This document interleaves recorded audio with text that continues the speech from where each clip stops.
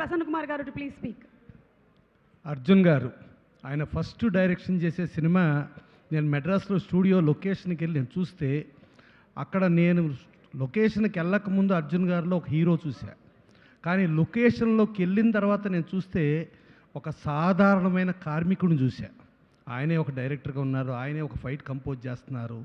So ఆ రోజు నుంచి చూస్తే ఆయన ఏది చేసినా ఒక డిఫరెంట్ యాంగిల్ వెళ్తారు. ఇవాళ చూసుకుంటే ఇవాళ మామూలు జనరల్గా చాలా సినిమా ఫంక్షన్లకు వస్తాం, సినిమాలు సినిమాటిక్గా ఉంటాయి.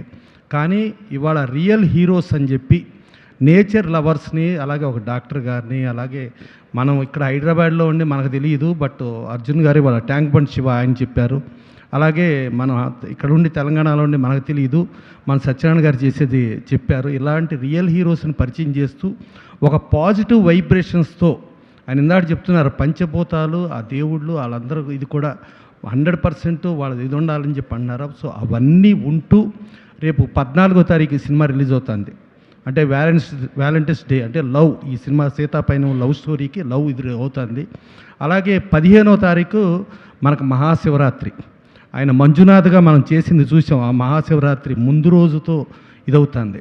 సో అట్టా ఎన్ని పాజిటివ్ వైబ్రేషన్స్ ఉండి మళ్ళీ దీంట్లో ఒక సీరియస్నెస్ ఉండకుండా ఉండటానికి మా కామెడీ డాక్టర్ ఆయన యాజ్ ఇట్ ఈజ్గా ఒక పేషెంట్ చాలా డిప్రెషను టెన్షను ఉంటే ఆ పేషెంట్కి ప్రపంచంలో ఏ డాక్టర్ దగ్గరికి తీసుకెళ్ళినా ఏ వైద్యం చేసినా ఏమీ అవ్వనోడు మా బ్రహ్మానందం గారి సినిమా చూపిస్తే ఆయన బ్రహ్మాండంగా ఉంటాడు, ఆ డిప్రెషన్ వెళ్ళిపోద్ది.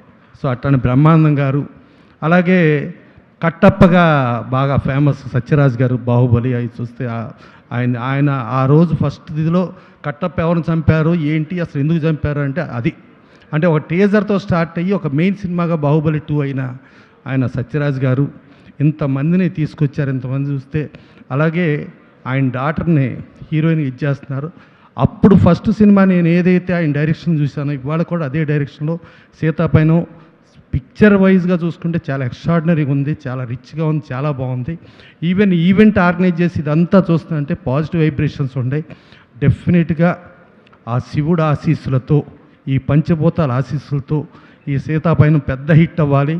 అలాగే హీరో నిరంజన్ గారు కానీ, హీరోయిన్ ఐశ్వర్య సర్జా కానీ వీళ్ళందరూ, అలాగే ధ్రువ సర్జా వీళ్ళందరూ క్యాస్టింగ్ కూడా చాలా పెద్ద క్యాస్టింగ్ ఉంది. మళ్ళా మా ఆస్కార్ సినిమా త్రిబుల్-ఆర్కి డైలాగ్స్ మా బుర్రా సాయిమాధవ్ గారు, ఆ బుర్రా సాయిమాధవ్ గారు అంటే ఆయన ఒక పాజిటివ్ వైబ్రేషన్. సో అలాగే మా ఆస్కార్ దాంట్లో చూస్తే ఆ రోజు ఆ సేవకను కూడా నాకు తెలిసి కీరవాణి గారి మ్యూజిక్ అనుకుంటా.